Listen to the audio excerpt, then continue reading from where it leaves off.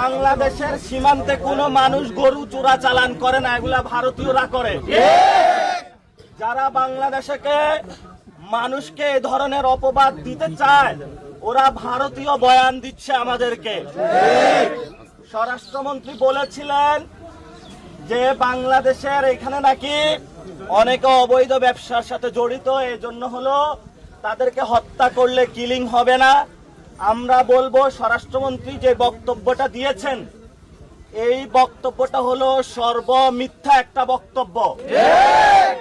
আমাদের কোন বাংলাদেশি নাগরিক যদি কেউ অপরাধ করেও থাকে, তাকে খুন বা হত্যা করার কোন আন্তর্জাতিক কোন আইনের মধ্যে পড়ে না।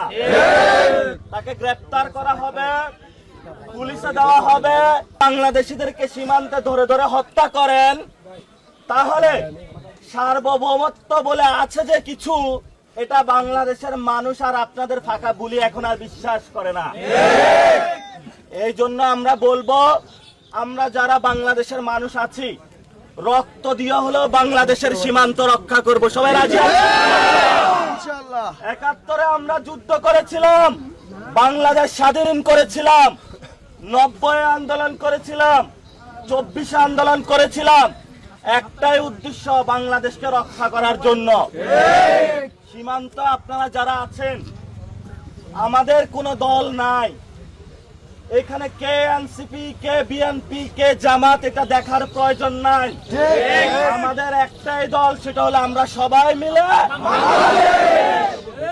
দল মত নির্বিশেষে বাংলাদেশের সীমান্তকে রক্ষা করতে হবে। সীমান্তে কোনো ভারতীয় পুশিন চলবে না, চলবে না। বিজিবিকে শক্তিশালী করতে হবে এবং সীমান্তে কোনো হত্যাকাণ্ড চলবে না।